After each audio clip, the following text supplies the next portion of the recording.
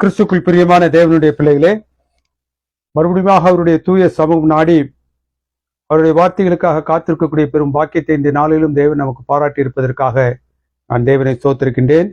இந்த நேரத்திலும் நாம் செலவிடக்கூடிய ஒரு சில மணித்துளிகள் நம்முடைய ஆவிக்குரிய அனுபவத்திலே ஆசீர்வாதமாக அமையும் பொருட்டாக நம்முடைய சிரங்களை தாழ்த்தி தேவனுடைய இடைப்படுதலுக்காக ஜெபத்தில் தரித்திருப்போம். எங்களை அன்பா நேசித்து வழிநடத்தும் பரிசுத்தமிக்க பரப்பிதாவே, உடைய தூய நாமம் என்னாலும் மகிமைப்படுவதாக.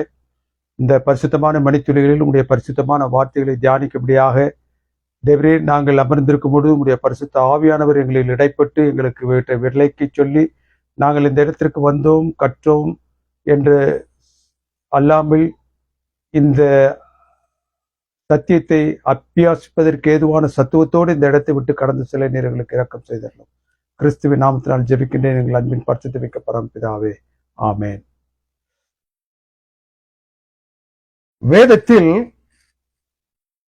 இவர் என்னுடைய நேசகுமாரன், இவரில் நான் பிரியமாய் இருக்கின்றேன் என்று பரலோகம் ஒலிக்கக்கூடிய தொனியை இரண்டு இடங்களில் நாம் காண்கின்றோம். அவருடைய ஞானம் முழுக்கின் பொழுது கிறிஸ்து மறுரூப மலையில் அவர் நின்று இரண்டு நபர்களோடு அவர் பேசிக்கொண்டு இருக்கும் பொழுது, இன்னொரு இடத்தில் 2 பேதுருவின் புத்தகம் 1வது அதிகாரம் 17வது வசனத்துல அதை அந்த பேதுருவானவர் ரெஃபர் பண்ணுகிறார். ஆக 3 இடங்களில் இந்த மறுரூப அனுபவம் வேதத்தில் காணப்படுகின்றது. கிறிஸ்துவின் இந்த மறுரூப அனுபவத்துல அந்த மகிமை தங்கிய தேவ தூய பிரசன்னத்தில் கிறிஸ்துவும் அவரோடு கூட 2 நபர்களும் காணப்பட்டார்கள். This was not a random miracle. எப்போதும் நடைபெறக்கூடிய ஒரு அற்புதத்தை போன்று அது பாவிக்கப்படவில்லை. இது ஒரு தற்செயலாக நடந்த அனுபவமாகவும் வேதம் கூறவில்லை. இந்த மகிமை தங்கிய கிறிஸ்துவுடைய தூய பிரசன்னத்தில் 2 பேர் அங்கு நின்று கொண்டிருக்கின்றார்கள். ஒருவன் மோசே, மற்றொருவன் எலியா. ஏன் எலியாவும் மோசையும் மாத்திரம் இந்த மகா பெரிய உன்னதமான ஸ்லாக்கியத்தை பெறுகின்றார்கள்? Why Moses and Elijah alone? Abraham இருக்கின்றார், விசுவாசத்தின் தந்தை, உடன்படிக்கையின் தந்தை. தாவீது, அவருடைய அந்த வம்சாவழியில் தான் மேசியாவே வந்தார். வம்சாவழி தந்தையாக தாவீது அங்கு காணப்படுகின்றான். அவனும் அங்கு இல்ல. ஏசாயா, பரம் அவனை அழைத்த மாத்திரத்தில் என் வேலையாய் யார் செல்வார் என்று பரம் தன்னுடைய ஏக்கத்தை முன்பாக அவனுக்கு வைத்த மாத்திரத்திலே அவனை நான் செல்லுகின்றேன் என்று தன்னை ஒப்பு கொடுத்து வந்தானே, அந்த வல்லமையான ஏசாயாவும் அங்கு காணப்படவில்லை. Why these 2 men alone? இவர்களுடைய முக்கியத்துவம் என்ன? இந்த இருவரும் ஏற்கனவே தேவனை முகமுகமாக பார்த்தவர்கள். அந்த வாய்ப்பை அவர்கள் பெற்றிருந்தார்கள். மோசேயானவன் சீனாய் மலையில், எலியாவானவன் ஓரேப் மலையில். அவரை முகமுகமாக பார்ப்பதற்கு ஏதுவான பெரிய பாக்கியத்தை பெற்றிருந்தவர்களாக இருந்தார்கள். இந்த இருவரும் பரலோகத்திற்கு எடுத்துக் கொள்ளப்பட்டவர்கள் என்ற விசேஷித்த தன்மையுடையவர்களாக இருந்தார்கள். தேவனை முகமுகமாய் அவர்கள் கண்டவர்கள். 2வது, இந்த இருவரும் பரத்திற்கு எடுத்துக் கொள்ளப்பட்டவர்கள். ஒருவன் மரித்து எடுத்துக் கொள்ளப்பட்டான், மற்றொருவன் மரியாமலேயே எடுத்துக் கொள்ளப்பட்டான். கர்த்தராகிய இயேசு கிறிஸ்துவினுடைய இரண்டாம் வருகை சம்பவிக்கும் பொழுது அந்த நிகழ்வை அவர்கள் இருவரும் அனுபவமாக கொண்டிருந்தார்கள். கிறிஸ்துவின் வருகை பொழுது என்ன சம்பவிக்குமோ அவற்றை தங்களுடைய அனுபவங்களாக கொண்டிருந்தவர்கள் இந்த இருவரும். பரத்திற்கு எடுத்துக் கொள்ளப்படும் இருவகை மக்கள் யார் என்பதை இந்த மறுரூப மலை அனுபவத்துல இந்த வேதத்தின் பகுதி சொல்லுகின்றது. மரித்து உயிர்த்தெழுவோர், இரண்டாவது உயிரோடு இருந்து மறுரூபமாக்கப்படுவோர். இவை இரண்டிற்கும் உதாரணமாக இந்த அனுபவத்தின் வாயிலாக கடந்து சென்ற மோசேயும் எலியாவும். இவர்களுக்கு என்ன அனுபவம் அவருடைய வாழ்க்கையில் இருந்ததோ அதே போன்றுதான் கர்த்தராகிய இயேசு கிறிஸ்து வரக்கூடிய அந்த நாட்களிலே இந்த உலகத்தின் பிள்ளைகள் எப்படி இருப்பார்கள் என்ற அனுபவத்தை சொல்வதற்காக இந்த இருவரும் அந்த மறுரூப மலையிலே கர்த்தராகிய இயேசு கிறிஸ்துவினால் அங்கு அழைக்கப்பட்டிருந்தார்கள். இந்த மறுரூப மலையினுடைய அனுபவம் மோசையின் சீன்மாய் மலை அனுபவத்தையும் எலியாவினுடைய ஓரேப் மலை அனுபவத்தையும் என்ன செய்கின்றது? இணைக்கக்கூடியதாக, பிணைக்கக்கூடியதாக அது அமைந்து செல்லுகின்றது.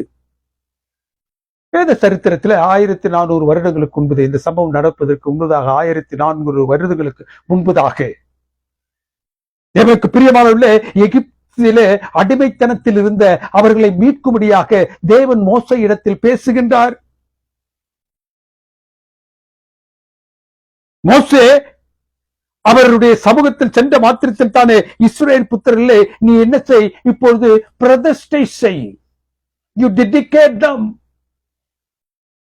and you prepare them. அவர்களை ஆயத்தப்படுத்து. தேவன் என்ன செய்ய போகின்றார்? அவர்களோடு பேச போகின்றார். தேவன் அவர்களிடமாக 3ஆம் நாளில் சீனாய் மலையில் இறங்கி வருவார்.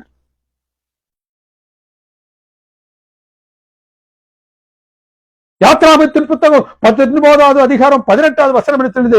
கர்த்தர் சீனாய் மலையின் மேல் அக்கினியில் இறங்கினார்.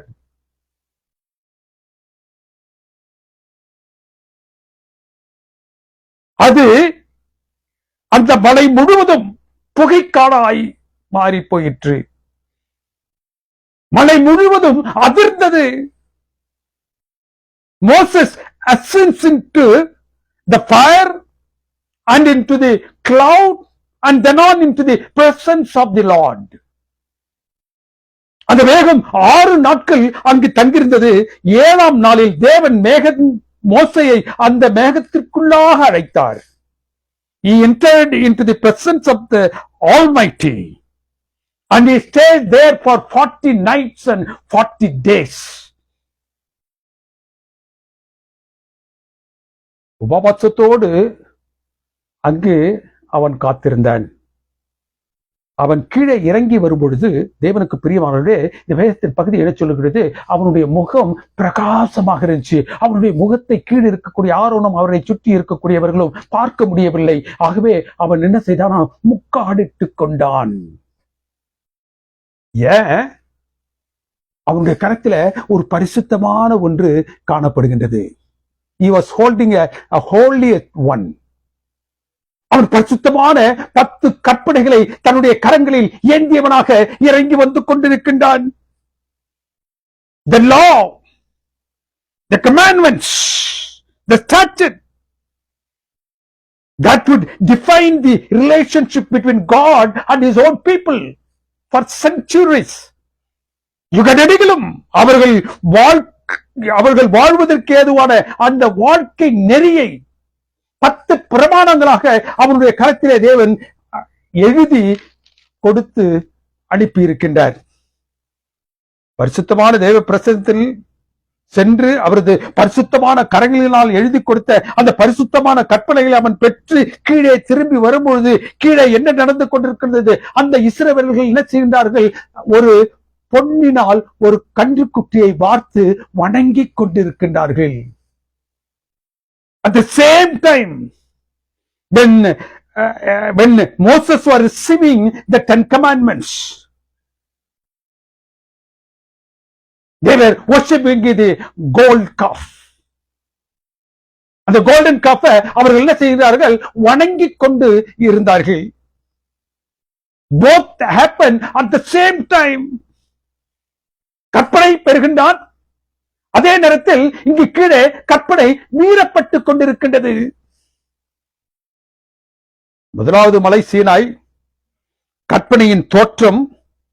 மூன்றாவது மலை அதை கொடுத்தவராகிய கர்த்தராகிய இயேசு கிறிஸ்துவோடு அந்த மறுரூப மலையில இந்த மோசே நின்று கொண்டிருக்கின்றான். இரண்டாவது மலை கர்மேல் மலை. பல 100 வருடங்களுக்கு கடந்து இஸ்ரேல் ராஜ்யம் 2ஆக பிரிக்கப்பட்டது. 10 கோத்திரங்களை உள்ளடக்கிய வடதிசை ராஜ்யமும் 2 கோத்திரங்களை உள்ளடக்கிய தென்திசை ராஜ்யமாக அங்கு பிரிந்தது. அந்த 10 கோத்திரங்களை உள்ளடக்கிய வடதிசை ராஜ்யத்திற்கு பொறுப்பாக அரசனாக இங்கு ஆகாப் இருக்கின்றான். அவனுடைய மனைவி என்ன செய்கின்றார்? அந்த தேசத்தையே பாழ்படுத்தும் வண்ணமாக பாகாலின் நமஸ்கரிப்புக்குள்ளாக அவர்களை கொண்டு சென்று கொண்டிருக்கின்றான். ஒருவன் அதை எதிர்த்தான். அந்த பாகால் தீர்க்கதரிசிகளுக்கு முன்பதாகவும் பாகால் தெய்வத்திற்கு முன்பதாகவும் அவன் துணிந்து நின்றான். நீ அல்ல உண்மையான தேவன், நீங்கள் வணங்குவான் அல்ல உண்மையான தேவன் என்று அவன் ஒரு போட்டியையும் அழைத்து அந்த போட்டியிலே தன்னுடைய பலியையும் அவன் செலுத்தி அந்த பலிக்கு ஏதுவாக தேவனுடைய சமூகத்திலிருந்து புறப்பட்டு வந்த அக்கினியையும் அவன் வருஷிக்க செய்தான். அக்கினியை கொண்டு பட்சித்து எலியாவுக்கு தேவன் என்ன செய்தாரா? மகா பெரிய வெற்றியை அவர் கொடுத்தார். சீனாய் மலையில் பரிசுத்தமான கற்பனைகளை கொடுத்த தேவனும் அவர் கொடுத்த கற்பனையும் பரிசுத்தமானது. அது பரிசுத்தமானது மாத்திரமல்ல, அது ஜீவனோடு இன்றளவிலும் இருக்கக்கூடியது என்று சொல்லும் வண்ணமாக இங்கு எலியா என்ன செய்கின்றான்? அந்த பாகால் தீர்க்கதரிசிகளுக்கு முன்பதாக நிற்கின்றான். தேவனுக்காக, அவருடைய நாமத்திற்காக தைரியமாக வைராக்கியமாக நின்ற அவன் எசேவேல் அவன் இடத்தில் விடுத்த ஒரு செய்தியின் பால் அவன் என்ன செய்கிறான்? துவண்டு போகின்றான். நாளைய தினத்தில் நீ உயிரோடு இருக்க மாட்டாய் என்று சொன்ன மாத்திரத்திலே ஓடுகின்றான். எவ்வளவு தூரத்திற்கு ஓடுகின்றான் என்றால் அவனால் எவ்வளவு தூரத்திற்கு ஓட முடியுமோ, அவனில் இருக்கக்கூடிய அந்த பலன் எவ்வளவு தூரத்திற்கு அவனை ஓட செய்ய முடியுமோ அவ்வளவு தூரத்திற்கு அவன் ஓடி சென்று ஒரு சூறை செடியின் கீழாக அவன் என்ன செய்கிறான்? சோர்ந்து படுத்து விடுகின்றான். அவன் தன்னையே சபித்துக் கொண்டிருக்கக்கூடிய அந்த நேரத்தில் தேவனுக்கு பிரியமானவர்களே, பலத்திலிருந்து ஒரு தூதன் வந்து அவனை தட்டி எழுப்பி அவனுக்கு ஆகாரத்தையும் அவனுக்கு நீரையும் கொடுத்து அவனை அவனை அவனை அவனை உயிர் பெறச் செய்து அவனை எழுப்பி இப்பொழுது என்ன சொல்றான்? நீ நீ சென்று சேர வேண்டிய இடம் இன்னும் இருக்கின்றது. You have to go. நீ சென்று சேர வேண்டிய தூரம் அதிகம். அந்த ஒரு வார்த்தையில் அங்கு கொடுக்கப்பட்ட ஒரு பரலோகத்தின் அந்த ஆகாரத்தினால் அவன் என்ன செய்தான் என்று வேதம் சொல்லுகின்றது. 40 நாட்கள் அவன் என்ன செய்தான்? நடந்து போகவில்லை, 40 நாட்கள் ஓடி சென்றான். ஓரேவை அவன் அடையும் வரைக்கும் அவன் ஓடி சென்றான். ஓரேவிலே அங்கு சென்று தேவனுக்கு பிரியமானவர்களே, அவன் அங்கு இருக்கும் பொழுது தேவன் அவனோடு இப்பொழுது பேசுகின்றார்.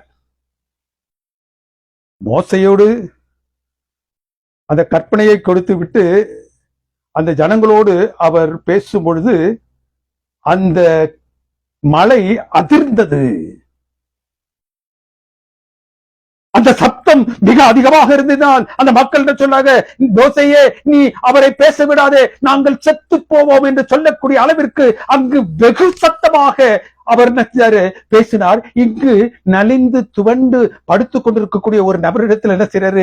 மெல்லிய அமர்ந்த சத்தத்தில் பேசுகின்றார். அந்த சத்தத்திற்கோ இந்த சத்தத்திற்கோ வித்தியாசம். அந்த சத்தம் 10 கற்பனைகளை கொடுக்கும் பொழுது கொடுக்கப்பட்ட அந்த வெகுஜனங்களுக்கு கொடுக்கப்பட்ட அந்த சத்தம். இந்த சத்தம் தீர்க்க தரிசனத்தை கொடுக்க போகின்றேன் என்று சொல்லுவதற்கு அந்த மனுஷனோடு முகமுகமாய் 1-to-1 டாக். அவனோடு அவர் தனிப்பட்ட முறையில் பேசுகின்றார். எப்படி பேசுகின்றார்? மெல்லிய அமர்ந்த சத்தத்தின் மூலமாக அவர் பேசுகின்றார். Elijah was a prophet of fire. He stood in a time of corruption and compromise. தேவனுக்கு விரோதமான நிலையில எவ்வளவு தூரத்திற்கு தேவனுடைய சமூகத்தை விட்டு விலகி செல்ல முடியுமோ அவ்வளவு தூரத்திற்கு இஸ்ரவேல் புத்திரர்கள் விலகி செல்லக்கூடிய நிலையில அதற்கான ஒரு உத்தரவையும் அரண்மனையில் இருந்து பெற்றவர்களாக அவர்கள் கடந்து செல்லக்கூடிய அந்த நிலையில இவன் ஒருவன் மாத்திரம் எழுந்து நிற்கின்றான். நிமிர்ந்த மெல்லிய சத்தத்தோடு அவனோடு பேசினார். தீர்க்க தரிசனம் உரைப்பதற்காக it was one-to-one talk about future. அவனிடத்தில் தனிமையில் பேசுகின்றார். எது குறித்து என்றால் இனி சம்பவிக்க போகின்ற எதிர்காலத்தில் சம்பவிக்க போகின்ற காரியங்களை தீர்க்க தரிசனமாக அவனிடத்தில் பேசினார். Elijah represents the prophetic voice. Samuel துவங்கி மல்கியா வரைக்கும் மனாந்திரத்தில் எழுப்பப்பட்டது அந்த குரல், விக்கிரக ஆராதனைக்கு விரோதமாக எழுப்பப்பட்ட அந்த குரல், மேசியாவை குறித்து முன்னறிவித்தது போன்ற அந்த குரல், யாரெல்லாம் மேசியாவை குறித்து அவர்கள் பேசினார்களோ அந்த தீர்க்கதரிசிகளுக்கெல்லாம் ஒரு அத்தாரிட்டியாக இருந்தது யாரு? இந்த எலியா. Every promise of coming Messiah is embodied in this one man. வரவிருக்கும் மேசியாவை அவன் அடையாளமாக உருவகப்படுத்தினான். மல்கியாவின் புத்தகம் 4வது அதிகாரம் 5வது வசனத்திலிருந்து, நான் உன்னிடத்திற்கு எலியா தீர்க்கதரிசியை அனுப்புவேன். இயேசு கிறிஸ்துவை பற்றி பேசுகின்றார். அவ்வளவு தூரத்திற்கு அவன் தீர்க்கதரிசி என்ற முன்மொழியக்கூடிய அளவில் பரலோகம் அவனை கண்டது. Moses brings the law and Elijah brings the prophecy. Prophets together. ஒருவன் கற்பனையையும் மற்றொருவன் தீர்க்கதரிசிகளையும் பிரதிநிதித்துவம் பண்ணுகின்றான். உலகத்துல ஏனோக்கை தவிர்த்து வேற யாருக்கும் கிடைக்காத ஒரு பாக்கியம் இந்த எலியாவுக்கு மாத்திரம் கிடைச்சிச்சு. என்ன ஒரு பாக்கியம்? 2வது ராஜாக்களின் புத்தகம் 2வது அதிகாரம் 1வது வசனம், கர்த்தர் எலியாவை சுழற்காற்றினால் எடுத்துக்கொண்டார். எலியாவும் எலிசாவும் இங்கு பேசிக் கொண்டிருக்கும் சென்று கொண்டிருக்கும் பொழுது அக்கினி ரதம், அக்கினி குதிரைகள் அவர்கள் நடுவே இறங்கி அவர்களை பிரித்து எலியாவை சுழற்காற்றினால் பரம் அழைத்துக் கொண்டது. He faced no death. He had no burial experience. He had not gone into any grave. He was taken from this world alive. Translated directly into the presence of God without passing through the death. மரணத்தை காணாமல்,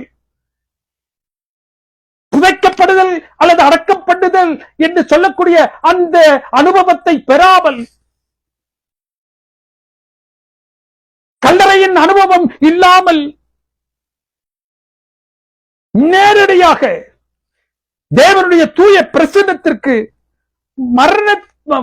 மரணம் இல்லாமல் எடுத்துக் கொள்ளப்பட்டவன். மோசே மரித்து அடக்கம் செய்யப்பட்டு பரத்திற்கு கொண்டு செல்லப்பட்டான். எலியா உயிரோடு என்ன சென்றான். உலகில் தேவனுடைய பிள்ளைகளாக காணப்பட்ட எலியாவும் மோசையும் பரத்திற்கு சென்றார்கள். ஆனால் அவர்கள் இருவரும் சென்ற விதங்கள் வேறு. ஒருவன் உயிரோடு சென்றான், ஒருவன் மரித்து உயிர்த்து சென்றான். அந்த இருவரும் பருவமலையில கிறிஸ்துவுடனே கூட காணப்பட்டார்கள்.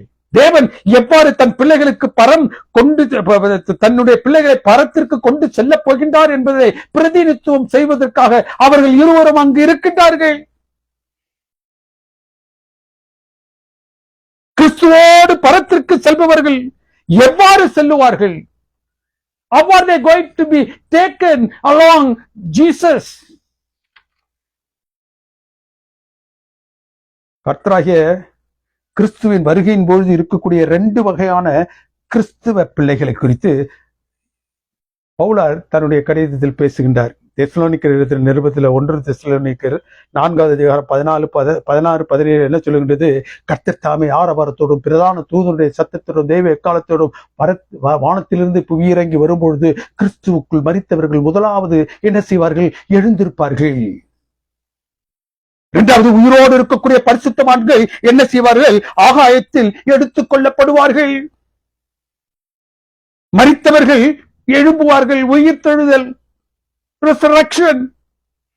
உயிரோடு இருக்கக்கூடியவர்கள் அவரோடு கூட உயிரோடு என்ன செய்வாங்க? ஆகாயத்தில் எடுத்துக் கொள்ளப்படுவார்கள், மறுரூபமாக்கப்படுவார்கள். Translation. இந்த resurrection and translation will only happen when Christ comes at second time. அவருடைய 2ஆம் வருகையிலே இந்த 2 மாத்திரம் தான் சம்பவிக்கும். இந்த கடைசி கால சம்பவத்தை தான் மறுரூப மலை கூறுகின்றது. கிறிஸ்துவோடு கூட பரத்திற்கு எடுத்துச் செல்லப்படக்கூடியவர்கள் எந்த விதத்தில் எடுத்துச் செல்லப்படுவார்கள் என்பதை மறுரூப மலை அனுபவமும் பவுலாருடைய வார்த்தைகளும் நமக்கு கூறுகின்றது. இந்த சீடர்கள் 3 அதை பார்த்து கொண்டிருக்கின்றார்கள். 3 பேர் கொண்டு போயிருந்த பேது, யாக்கோப்பு, யோவான். இவங்க 3 பேர் என்ன செய்யறாங்க? அந்த மறுரூப மலையின் அனுபவத்தை பார்க்கின்றார்கள். அந்த மறுரூப மலையில அனுபவத்தில் கர்த்தராக இயேசு கிறிஸ்துவுக்கு இருமருகே நிற்கக்கூடிய எலியாவும் மோசையும் எதை குறித்து அங்கு பேசிக்கொண்டு இருக்கின்றார்கள்?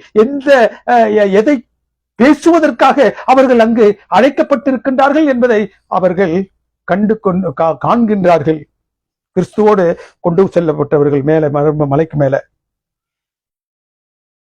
மோசே மரித்து உயிர்த்தவர்களுக்கும் எலியா உயிரோடு எடுத்து செல்லப்பட போகின்றவர்களுக்கும் அவர்கள் அங்கு அடையாளமாக நின்றார்கள். எலியா எந்த ஒரு அக்கினி வந்து தன் பலியை பட்சித்து தன்னை ஒரு மெய்யான தேவன் என்று வெளிப்படுத்த வேண்டும் என்று ஜெபித்து காத்து கொண்டிருந்தானோ அந்த அக்கினி, the source of light, source of fire, now is with him. எந்த அனுபவத்தை அவன் அக்னியினால் பரலோகம் என்னை அனுஷ்டிக்க வேண்டும் என்று ஜெபித்து காத்திருந்தானோ அந்த அக்னியோட அல்லது அந்த சோர்ஸ் ஆஃப் அந்த அக்னியுடைய மூலத்தோடு அவன் நின்று கொண்டிருக்கின்றான்.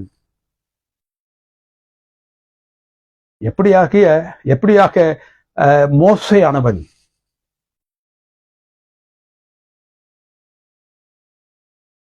கற்பனையோடு அந்த கற்பனையை பெற்ற அனுபவத்தோடு அவன் அந்த சீனாய் மலையில் காணப்பட்டானோ அதே அந்த கற்பனையை கொடுத்தவரோடு அவன் பேசிக் கொண்டிருக்கிறான். Source of fire, source of the law. அவருடைய அனுபவங்கள் எப்படி இருந்ததோ அந்த அனுபவத்திற்கு காரணராகிய கர்த்தராகிய இயேசு கிறிஸ்துவை இப்பொழுது அவர்கள் இருவரும் தங்களுக்கு முன்பதாக நேருக்கு நேராக காணுகின்றார்கள். கிறிஸ்துவின் வருகையின் போது 2 விதமான மக்கள் இருப்பார்கள். இருசாரர் மாத்திரம் அங்கு இருப்பார்கள். மரித்தவர்கள் உயிர்த்தெழுதலுக்காகவும் மரியாதை இருப்பவர்கள் மறுரூபமாக்கப்படுதலுக்காகவும் அங்கு இருப்பார்கள். இந்த 2 நிலைமைத்தான் கர்த்தராகிய இயேசு கிறிஸ்துவினுடைய வருகையின் போது காணப்படும். இதுதான் வேதம் சொல்லுது. மரித்தவர்கள் உயிர்த்தெழவும் உயிரோடு இருப்பவர்கள் மறுரூபமாக்கப்படவும். இதுதான் இந்த 2 சம்பவங்கள் தான் கர்த்தராகிய இயேசு கிறிஸ்து வரும்பொழுது சம்பவிக்கும். ஆனால் இக்காலத்தில் ஒரு தப்பான தாற்பயம் உலக கிறிஸ்தவர்களை ஆட்டி படைத்துக் கொண்டிருக்கின்றது. என்ன அது?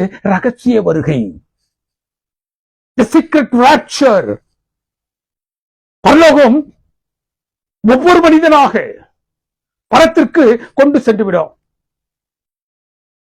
ஒவ்வொரு மனுஷனாக பரத்திற்கு பரலோகம் கொண்டு சென்று கொண்டிருக்கின்றது என்றால் உயிர்த்தெழுதல் என்று சொல்லக்கூடிய உன்னதமான அனுபவம் எதற்கு?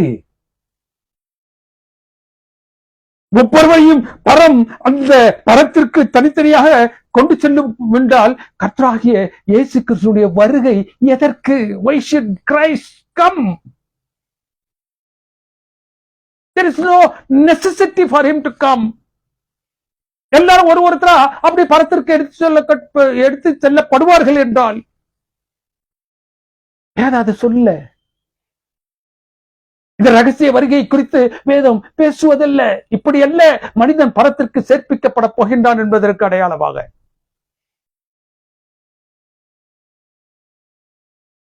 கர்த்தராகிய இயேசு கிறிஸ்து வரும்பொழுது உயிரோடு இருக்கக்கூடிய பரிசுத்தவான்கள் மறுரூபமாக்கப்படுவார்கள் என்ற அந்த அனந்த பாக்கியமான அனுபவம் இல்லாமல் போய்விடுவே.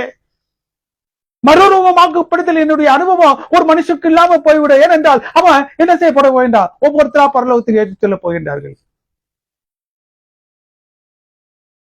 ஒரு மனுஷன் மரித்த பிறகோ அல்லது ஒரு மனுஷன் ஜீவனோடு பரலோகத்தை எடுத்துச் செல்லப்படுதலோ, இதுதான் கர்த்தராகிய இயேசு கிறிஸ்துவினுடைய இரண்டாம் வருகையின் போது சம்பவிக்கக்கூடிய சம்பவம்.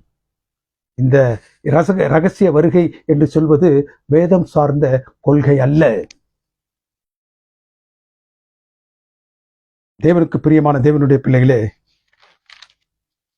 இன்னொரு தப்பான தாற்பயம் இந்த உலகத்துல இந்த நாட்களில் கிறிஸ்துவ உலகத்துல இருந்து கொண்டிருக்கின்றது. என்ன? ஒரு மனுஷன் மரித்த மாத்திரத்தில் தானே அவன் பரலோகத்திற்கு சென்று விடுகிறான். அவன் பரலோகத்திற்கு சென்று அங்குள்ள சம்மன்ஸுகளோடு அங்குள்ள தூதர்களில் ஒருவராக அவன் என்ன செய்கின்றான்? சேர்ந்து விடுகின்றான். அவனுடைய மடியில் போய் அமர்ந்து விடுகின்றான்.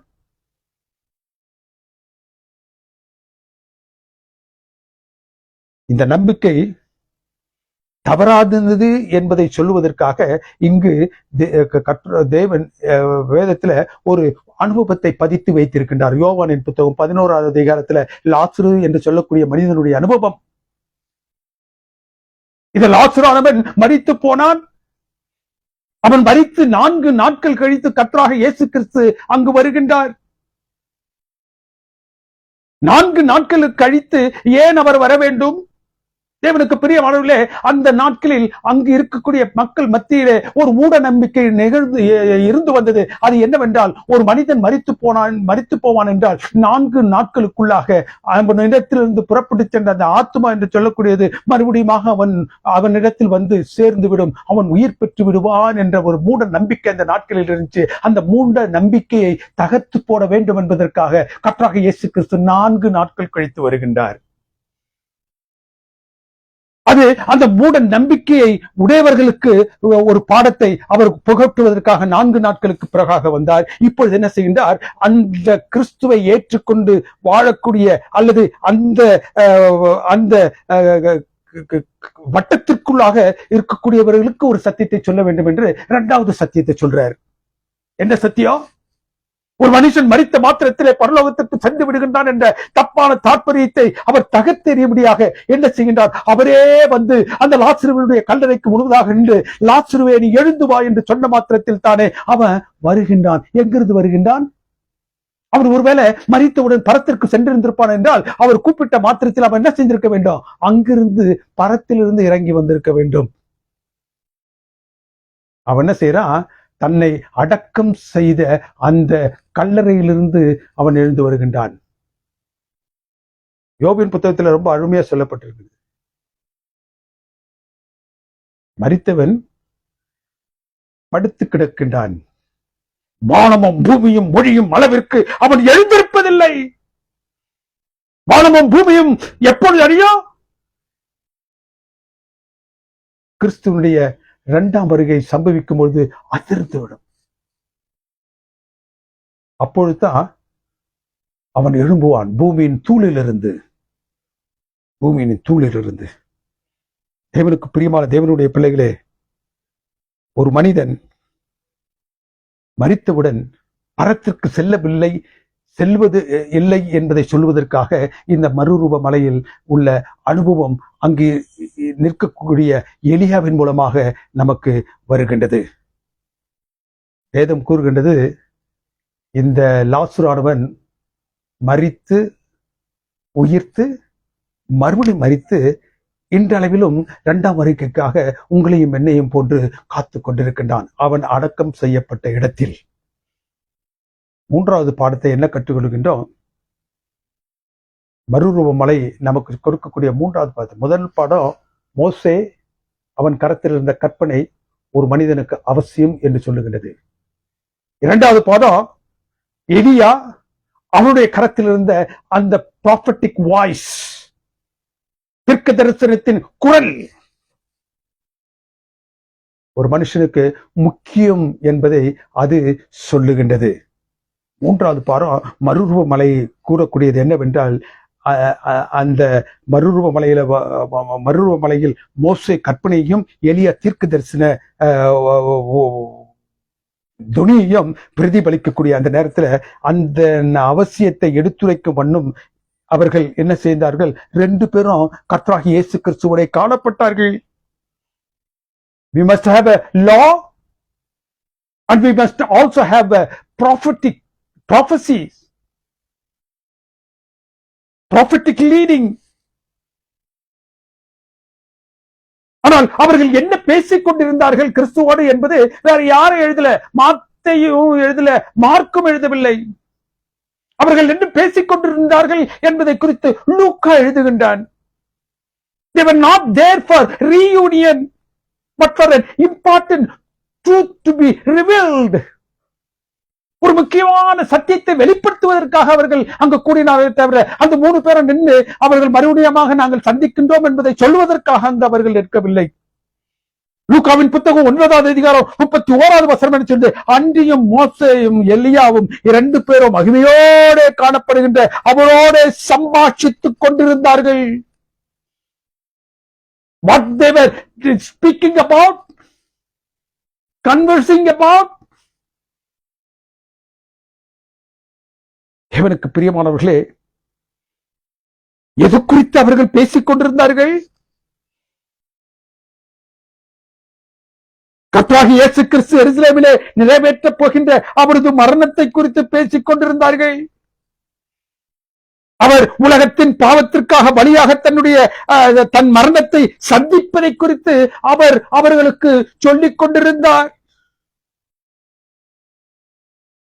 அவர் கடந்து செல்லக்கூடிய பாதை என்னை வென்று அவர் அவளோடு பேசிக் கொண்டிருந்தார். மீட்பின் பயணத்தை குறித்து அவர் பேசிக் கொண்டிருந்தார்.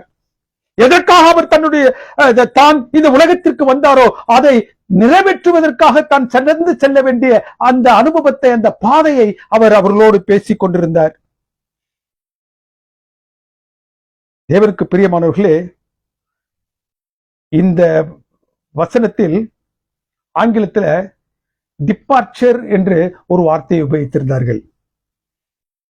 டிபார்ச்சர், கிறிஸ்து தான் என்ன செய்ய வேண்டும் என்று அவருக்கு கொடுக்கப்பட்டிருந்தோ அந்த பணியை செய்வதற்கு அவர் தொடங்கினார், புறப்பட்டார். என்ன செய்ய போகின்றார் என்பதை அங்கு லூக்கா மாத்திரம் சொல்லுகின்றான். இந்த டிபார்ச்சர் என்று சொல்லக்கூடிய வார்த்தைக்கு கிரேக்க பதத்தை அவன் உபயோகிக்கின்றான். அந்த கிரேக்க பதம் ஆழமான ஒரு தாக்கத்தை உங்களுக்கும் எனக்கும் தருவதனால் அவன் அந்த பதத்தை அவன் உபயோகிக்கின்றான். டிபார்ச்சர் என்பது துவக்கம், புறப்படுதல். It's a simple, almost casual word. இங்கு லூக்கா என்ன செய்யறான்? அந்த வார்த்தையை உபயோகிக்காமல் அந்த கிரேக்க பதத்தை உபயோகிக்கிறான். அது என்ன? அந்த கிரேக்க பதம் என்னவென்றால் எக்ஸோடன். ஆங்கிலத்தில் அதற்கு எக்ஸோடஸ் என்று பெயர். யாத்திரை, ஒரு முக்கியமான புனித பயணம், மீட்பதற்கான மேற்கொள்ளப்படுகின்ற ஒரு பயணம். They were not discussing a departure but an exodus. ஏதோ ஒரு காரியத்தை செய்வதற்கு அவர் துவங்குகின்றார் என்று அது ஆங்கிலத்தில் சொல்லக்கூடிய அந்த அர்த்தத்தை கிரேக்க பதம் என்று சொல்லுகின்றது. ஒரு மீட்பின் பயணத்தை அவர் என்ன செய்கின்றார்? யாத்ரீகத்தை அவன் மேற்கொள்ள போகின்றார். காரணம், கிறிஸ்து மேற்கொள்ளக்கூடிய அந்த பயணத்தில் அந்த பயணம் சாதாரணமானதல்ல. பல கடினமான மேடு பள்ளங்களை கடந்து செல்லக்கூடியது, பல பாடுகளின் வழியாக கடந்து செல்ல போகிறது. Exodus was not just an event. It is not just like that. Somebody takes the punch. ஏதோ ஒரு காரியத்தை செய்வதற்காக கடந்து செல்வது அல்ல. It cannot be taken as simple as that. அந்த கடந்து செல்லக்கூடிய பாதையில் சந்திக்கக்கூடிய மேடு பள்ளங்களை அவர் கடந்து செல்ல போகின்றார் என்பதை அவர் என்ன செய்கிறார், என்னவெல்லாம் கடந்து செல்லப்பட வேண்டுமோ அவற்றை அவர்களோடு அவர் பேசிக் கொண்டிருக்கின்றார். தேவனுக்கு பிரியமானவர்களே, the Exodus was not just an event. It was the defining act of God. தேவனால் வரையறுக்கப்பட்ட ஒரு செயல். எங்க வரையறுத்தார் இந்த செயலை? பழைய ஏற்பாட்டில். எக்ஸோடஸ் எக்ஸ்பீரியன்ஸ் எங்க இருக்குது? பழைய ஏற்பாட்டில். தேவன் அக்காலத்தில் காணப்பட்ட வலிமையான ஒரு ஆளுகை, எகிப்தின் ஆளுகை. அந்த ஆளுகையிலிருந்து பார்வோவிற்கு முன்பதாக மோசையை கொண்டு அவர் நிறுத்தி அந்த மக்களை விடுவித்து அந்த அடிமைகளை ஒரு தேசமாக அழைத்து செங்கடலை பிளந்து 40 வருடங்கள் இந்த வனாந்திரத்தில் அவர்களை அவருடைய பாதரட்சியும் அவருடைய துணிகளும் கூட பழுதடையாமல் அவர்களை காத்து மண்டாவை கொடுத்து அக்னி மேக ஸ்தம்பங்களினால் அவர்களை வழிநடத்தி பருகுவதற்கு நீர் என்று சொன்ன மாத்திரத்திலே பாறையிலிருந்து அந்த கண்மலையிலிருந்து அவர் நீரை வருஷிக்க செய்து அவர்களை என்ன செய்தார்? வழிநடத்தி கொண்டு வந்தார். அந்த வணங்கா கழுத்துடைய மக்களுக்கும் தேவனுக்கும் நடுவே அந்த மோசையானவர் என்ன செய்யறான்? நின்று அநேக நேரங்களில் அவன் தன்னை வர்த்தித்துக் கொண்டிருந்தான். அவர்கள் வழிநடத்தப்பட வேண்டும் என்பதற்காக தேவ சமூகத்தில் இருந்து பெற்ற கற்பனையோடு அவர்கள் என்ன செய்யறான்? வழிநடத்துகிறான். அந்த மோசே இப்பொழுது 2வது யாத்திரையாக செல்ல போகின்ற அவரிடத்தில் இப்பொழுது பேசிக் கொண்டிருக்கின்றான். முதல் யாத்திரை மோசையானவன் என்ன செஞ்சான்? வழி நடத்தினான். 2வது யாத்திரை கர்த்தராகிய இயேசு கிறிஸ்துவே. அந்த முதல் யாத்திரையை செய்து முடித்த அந்த மோசே இப்போது 2வது யாத்திரையை மேற்கொள்ள இருக்கக்கூடிய கர்த்தராகிய இயேசு கிறிஸ்துவிடத்தில் அவன் பேசுகின்றான். ஃபேஸ் டு ஃபேஸ், நேருக்கு நேராக நின்று பேசுகின்றான். This time bondage is not Egypt. It is sin. எகிப்தின் அடிமைத்தனம் அல்ல அவருடைய அடிமைத்தனம். எகிப்து அல்ல அவருடைய அடிமைத்தனம். எகிப்தில் அவர்கள் இருந்ததல்ல அந்த அடிமைத்தனம் அல்ல, பாவத்தின் அடிமைத்தனம். The enemy is not a Pharaoh. எதிரி பார்வோன் அல்ல. தனக்கு முன்பதாக நிற்கக்கூடிய மரணம் என்று சொல்லக்கூடிய அந்த எதிரி. அந்த மரணம் என்று சொல்லக்கூடிய எதிரியை அவர் என்ன செய்யணும்? வெற்றி கொள்ள வேண்டும். The promised land is not the place in between two rivers. அவர்கள் சென்று சேர வேண்டும் என்று சொல்லக்கூடிய அந்த வாக்குத்தத்தத்தின் தேசம் 2 நதிகளுக்கு நடுவில் இருக்கக்கூடிய ஒரு இடம் அல்ல. The promised land is not between 2 rivers. It is between eternal life in the presence of God. தேவ சமூகத்தில் காணப்படக்கூடிய நித்தியம். இந்த கானான் அல்ல, பரமகானான். தேவனுக்கு பிரியமானவர்களே, இந்த முதலாவது யாத்திரையே இல்ல, முதலாவது கட்டத்துல அந்த 10 வாதையின் பொழுது மரணம் மேற்கொள்ளப்பட வேண்டும் என்பதற்காக என்ன சொல்லியிருந்தார்? ஆட்டுக்குட்டியினுடைய ரத்தம் என்ன செய்யப்பட வேண்டும்? அந்த அடிக்கப்பட்ட ஆட்டுக்குட்டியினுடைய ரத்தம் நிலைக்காலிகளில் பூசப்பட்டிருக்க வேண்டும். நிலைக்காலிகளில் அது பூசப்பட்டிருக்கும் பொழுது அந்த சங்காரக்காரன், அந்த மரணம் என்று சொல்லக்கூடிய சங்காரக்காரன் வரும்பொழுது இவர்களை கடந்து செல்லுவான். 2வது கட்டத்தில் என்ன சொல்றது? தேவ ஆட்டுக்குட்டியாக கர்த்தராகிய இயேசு கிறிஸ்துவே. அடிக்கப்பட்டு தேவனுக்கு பிரியமானவர்களே, அந்த இரத்தத்தின் வழியாக அவர் இந்த உலகம் முழுவதையும், இந்த உலகத்தின் பாவம் முழுவதையும் போக்கப் போகின்றார். முதலாம் யாத்திரையில அவர்கள் செங்கடலை கடந்தார்கள். இந்த செங்கடலுக்கு இந்த பக்கம் என்ன இருந்துச்சு? ஸ்லேவரி, அடிமைத்தனம் இருந்துச்சு. அந்த செங்கலுக்கு அந்த பக்கம் என்ன இருந்துச்சு? விடுதலை இருந்துச்சு. இந்த இரண்டாம் யாத்திரையில he passes through the waters of death. Waters of death.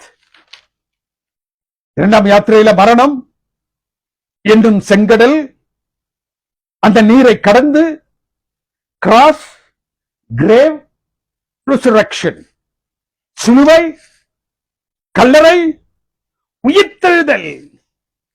ஏன் இந்த 3 சம்பவமோ? பாவத்தின் அடிமைத்தனத்திலிருந்து மனுக்குலத்தை என்ன செய்கிறது? அவர் விடுவிப்பதற்காக. முதல் யாத்திரையில மோசே ஆனவன் என்ன செய்யறான்? He is delivering only the physical slavery from,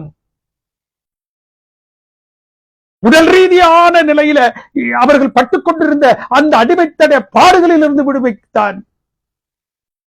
இந்த இரண்டாவது அடிமைத்தனத்திலிருந்து not only from physical bondage, from spiritual bondage, from the dominion of sin, அந்த பாவத்தின் கொடிய பிடியில் இருந்து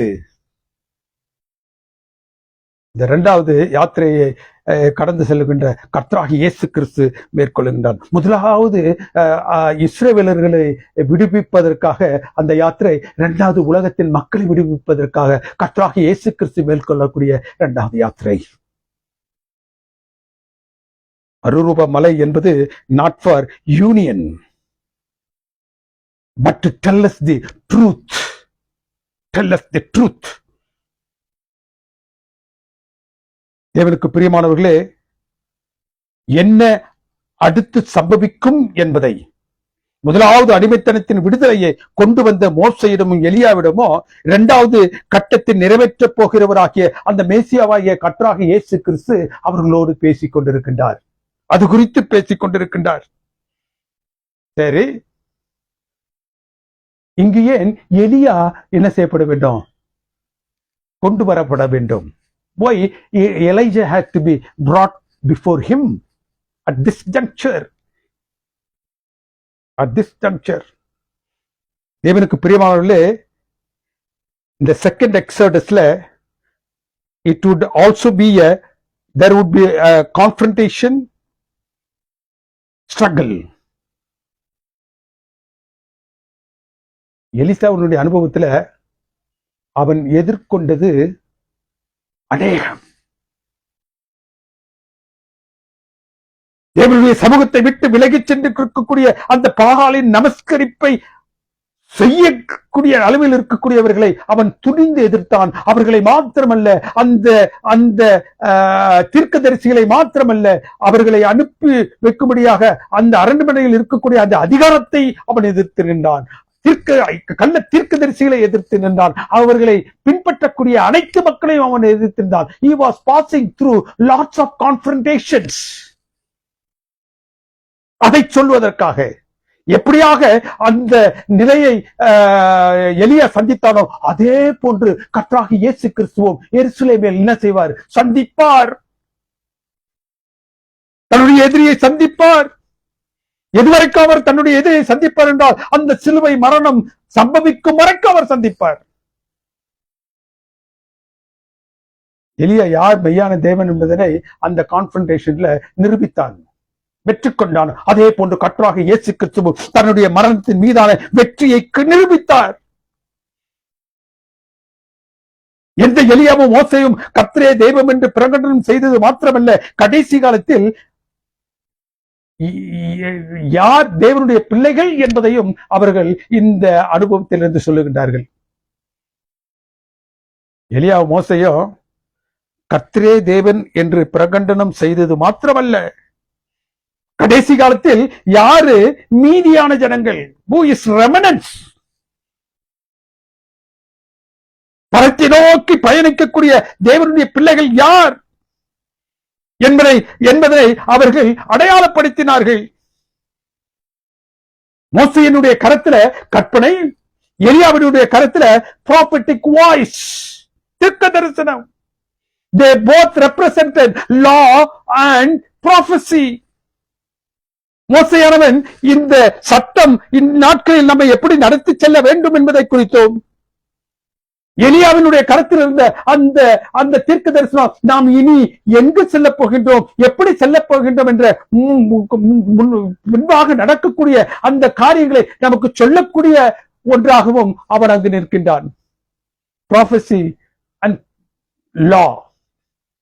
தேவனுக்கு பிரியமான தேவனுடைய பிள்ளைகளே, இவர்கள் கர்த்தராகிய தெய்வம் மெய்யான தெய்வம் என்பதனை நிரூபித்தது மாத்திரமல்ல, அவரை தொழக்கூடிய மக்கள் யார் என்பதனையும் அவர்கள் என்ன செய்கின்றார்கள், இந்த இடத்துல அடையாளப்படுத்துகின்றார்கள். Who are his remnants? அவருக்காக கடைசி காலத்தில் நிற்கக்கூடியவர்கள் யார்? யார் தேவனுடைய பிள்ளைகள்? யார் அந்த பரத்தை நோக்கி பயணிக்கக்கூடியவர்கள் என்பதனையும் அவர் என்ன செய்யறாரு, அங்கு அடையாளப்படுத்துகிறாங்க. இவர்கள் இருவரும் மூலமாக கடைசி காலத்தில் மீதியான திருச்சபைக்கு ஒரு அடையாளத்தை தேவன் வைத்திருக்கின்றார். ரெமனன்ட் சர்ச் மீதியான திருச்சபைக்கு ஒரு அடையாளம். கடைசி காலத்துல இன்றைக்கு எத்தனையோ லட்சக்கணக்கில் கிறிஸ்தவ இயக்கங்கள் இயங்கிக் கொண்டிருக்கின்றது. அதுல யாரு உண்மையான திருச்சபை என்பதற்கு 2 அடையாளம். யார் பரத்தை நோக்கி பயணிக்கக்கூடிய யாத்ரீகர்கள் என்பதற்கான அடையாளம். 2 அடையாளம். இந்த 2 அடையாளங்களும் இந்த 2 பேர் கரத்துல இருக்குது. ஒருவர் கரத்துல என்ன இருக்கு, கற்பனை மோசே, மற்றொரு கரத்துல the prophetic voice, தீர்க்க தரிசன வரம். யார் தேவனுடைய பிள்ளைகள் என்பது சொல்வதற்கு வெளிப்படுத்தல் புத்தகம் 12வது அதிகாரம் 17வது வசனம் சொல்றது, அப்பொழுது வலுசிறப்பமானது ஸ்திரீயின் மேல் கோபம் கொண்டு தேவனுடைய கற்பனைகளை கை கொள்ளுகிறவர்களும் இயேசு கிறிஸ்துவை குறித்த சாட்சியை உடையவர்களும் ஆகிய அந்த சந்ததியான மற்றவர்களோடே யுத்தம் பண்ண போயிற்று. கடைசி காலத்தில் வலுசிறப்பமாகிய சாத்தான் யாரை சந்திக்கின்றானோ அவர்களே தேவனுடைய சந்ததி. They are the remnants of God.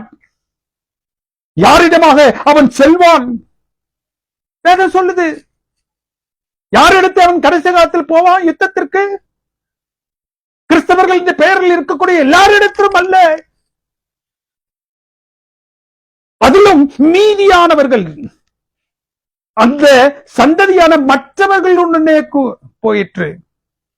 There is a group of people who stand with the Lord forever, with all the hurdles. என்ன துன்பம் வந்தாலும் என்ன கஷ்டங்கள் வந்தாலும் அந்த சத்தியத்தில் தங்களை பிணைத்துக் கொண்டவர்களாக கடைசி வரைக்கும் இருக்கக்கூடிய ஒரு கூட்டம் கடைசி காலத்தில் காணப்படும். They are called as the remnants, மீதியானவர்கள். அவர்களுக்கு என்ன அடையாளம்? அவருடைய கரத்துல கற்பனை. அந்த வசனம் சொல்லுகின்றது, கற்பனைகளை கைக்கொள்ளுகிறவர்களும் கிறிஸ்துவின் மீதான சாட்சியை உடையவர்களும். மோசேயின் கருத்துல அந்த கற்பனை இருந்துச்சு, எலியாவின் கருத்துல தீர்க்க தரிசனம் இருந்துச்சு. கற்பனை எங்க? யாத்திராகமம் புத்தகம் 20வது அதிகாரம் வசனங்கள் அந்த 3-17 வரைக்கும் வாசித்தீங்கன்னா அந்த 10 கற்பனைகளையும் அழகா வேதம் என்ன செய்கிறது, நமக்கு அந்த பிரமாணங்களை எடுத்து சொல்லுகின்றது. அப்படி என்றால் இந்த 2வது அடையாளமாக கிறிஸ்துவினுடைய சாட்சி என்றால் என்ன, கிறிஸ்துவின் மீதான சாட்சி என்றால் என்ன? கிறிஸ்துவை மாத்திரம் பிடிச்சுக் கொண்டிருப்பதல்ல, அவர் மீதான சாட்சியை உடையவர்களாக இருக்கணும். அவர் மீதான சாட்சி என்றால் என்ன என்று வேதத்தின் மற்ற பகுதி என்ன சொல்லுகிறது? வெளிப்படுத்தல் புத்தகம் 19வது அதிகாரம் 10வது வசனம் என்ன சொல்வது? இயேசுவை பற்றின சாட்சி தீர்க்க தரிசனத்தின் ஆவி. இயேசு கிறிஸ்துவை பற்றின சாட்சி என்ன? தீர்க்க தரிசனத்தின் ஆவி, spirit of prophecy. The spirit of prophecy is nothing but the divine gift of prophetic guidance.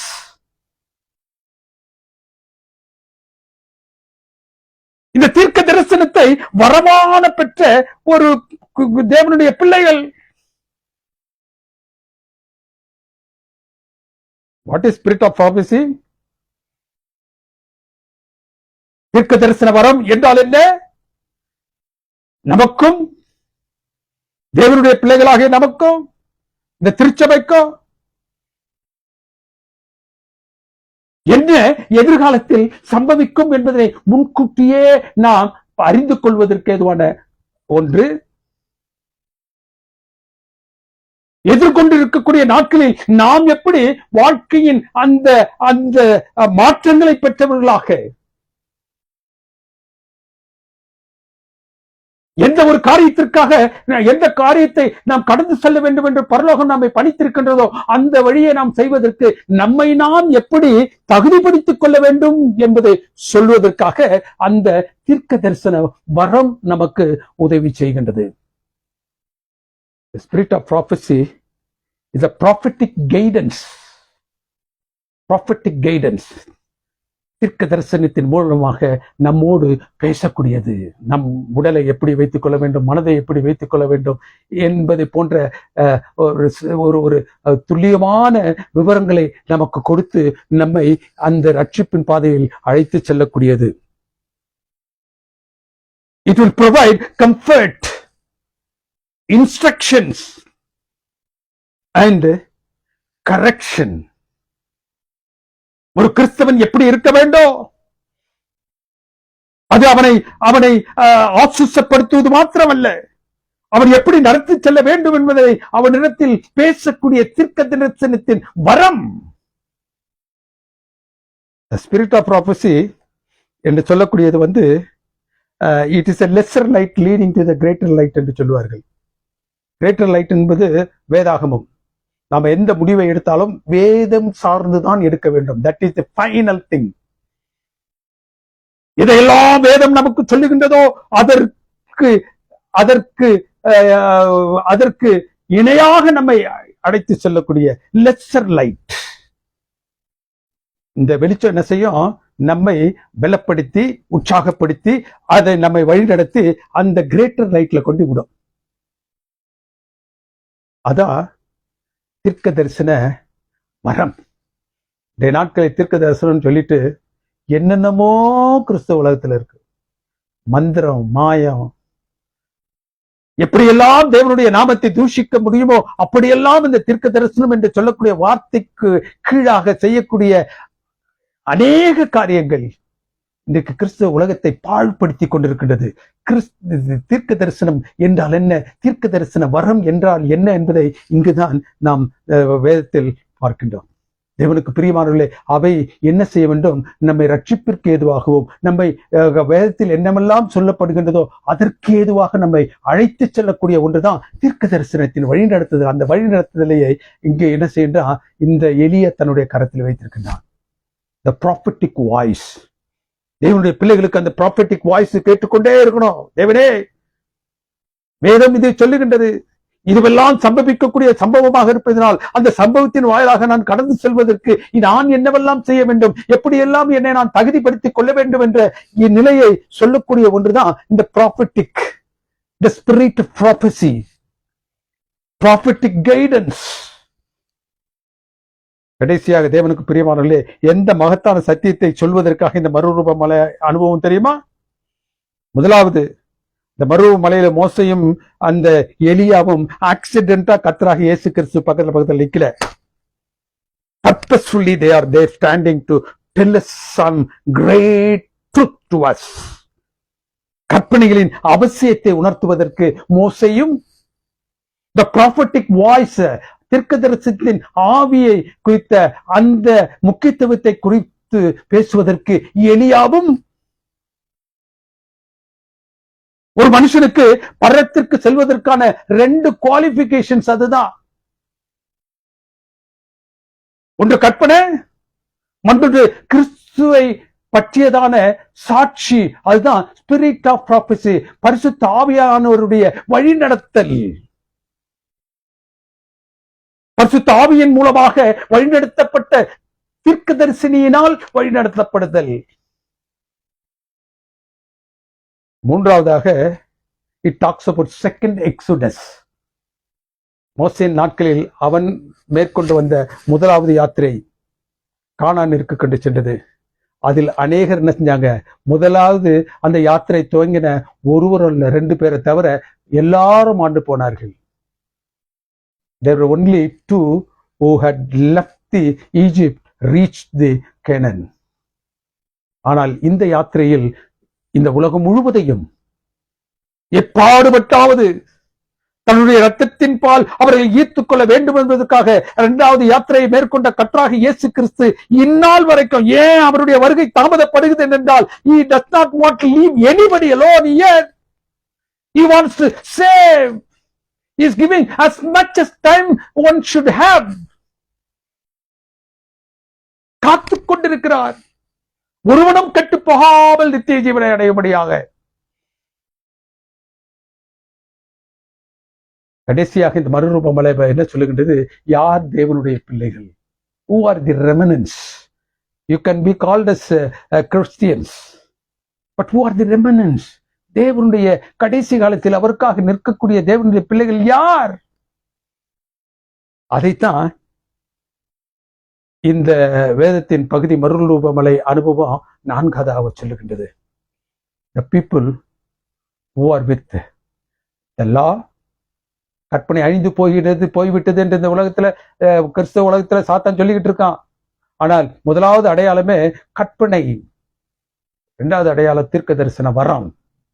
தீர்க்க தரிசனம் இனி சம்பவிக்கக்கூடிய காரியங்களுக்கு நம்மை தகுதிப்படுத்திக் கொள்ளக்கூடிய நிலையில் நம்மை வழிநடத்தக்கூடிய ஒன்று.